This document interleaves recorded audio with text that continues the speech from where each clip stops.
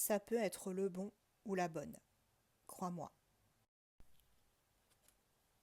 On va aller voir si c'est vraiment le cas. Si cette personne, ça peut être, tu l'as déjà rencontré, si c'est vraiment ton partenaire de vie ou ta partenaire de vie, tu adaptes encore une fois, hein, comme d'habitude. On va aller voir ça. Est-ce que cette personne, c'est vraiment la bonne? En tout cas, il y a énormément de passion entre vous, hein. On te dit de permettre à ton cœur et ton âme de vivre cette joie, hein, que tu as quand tu es à ses côtés, à cette personne-là. Ça, c'est sûr. On te dit vraiment d'exprimer cet amour de toutes les manières possibles, tu vois. Va de l'avant et fais ce qu'il faut pour montrer à cette personne comme tu l'aimes, comme tu tiens à elle. Alors, pour moi, cette personne en face, elle a, euh, elle a des soucis de familiaux. Tu vois, elle doit guérir des problèmes familiaux. Euh, on te dit aussi que cette personne, elle a subi des choses au niveau familial et que, eh bien, l'amour de sa vie ne pourra être effectif uniquement que lorsque cette personne aura réglé ses problèmes familiaux, aura pardonné aux personnes de sa famille qui ont pu lui faire du mal. Il faut vraiment donner ce pardon. Euh, il faut vraiment aussi vous connaître l'un l'autre. Tu vois, il faut que tu continues à fréquenter cette personne, à discuter, à échanger. Il faut vraiment que vous vous connaissiez complètement avant de vous abandonner l'un à l'autre.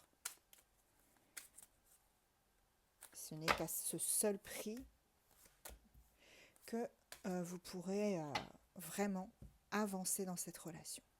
Alors, il y en a un des deux qui est un peu immature, hein, quand même. On me dit, là, ça a du mal. Bon, c'est en lien avec ces problèmes familiaux, hein, qu'il y a pu avoir, qui doivent être réglés. Euh, je pense que c'est ton autre. Ton autre, il est un peu immature. Il y a cette forme de dépendance. Tu vois, on parle de codépendance en plus, hein. Voilà. Cette personne, elle a des addictions en plus, hein. Alors, ça peut être n'importe quoi, hein. Je te laisse voir si ça te parle. Mais on me dit que cette personne, vu les traumas qu'elle a vécu du passé, effectivement, elle a de la codépendance, elle est immature. Et on me dit aussi qu'elle essaye de contrôler la situation et qu'il faut qu'elle arrête de contrôler. Et que il faut vraiment qu'elle laisse la situation se dérouler naturellement. C'est pareil, ce n'est qu'à ce prix que votre relation pourra avancer. Et à ce prix unique, hein. En tout cas, on me dit que c'est un amour véritable. C'est un amour véritable, c'est la romance de votre vie en fait. Cette personne, c'est l'amour de votre vie. On a vraiment quelque chose de très profond, de très intense qui se passe entre vous. Mais cette personne doit régler, elle, de son côté, des problèmes de dépendance et des problèmes intrafamiliaux, hein. On me dit que ça vaut la peine d'attendre, tu vois.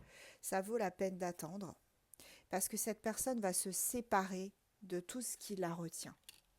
Elle va se séparer de toutes ces choses qui la tirent en arrière, qui la tirent par le bas. Ça vaut la peine d'attendre. On me dit que le timing divin, il est à l'œuvre. C'est ça.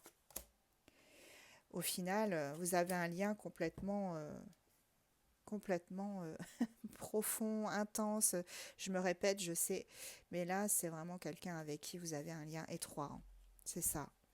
Et on me dit que cette personne-là, à la base, ce n'était même pas ton type d'homme ou de femme, tu vois, et que c'est pour ça que ça matche bien, parce que vous êtes complémentaires, en fait. Et cette personne, elle est vraiment... elle n'était pas le type de personne avec qui tu sortais, que tu fréquentais.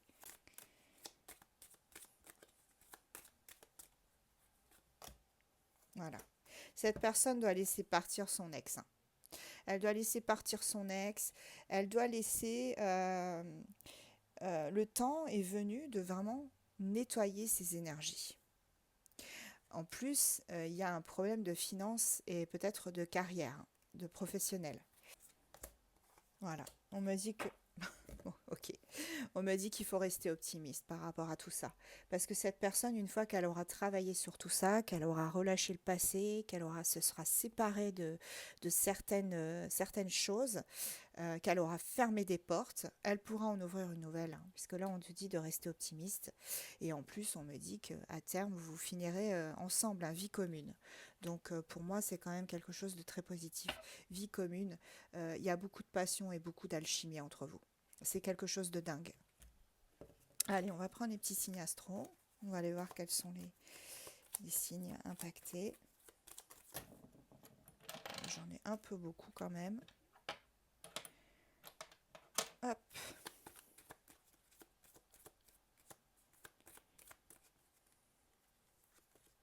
Bélier, Taureau, Cancer, Capricorne,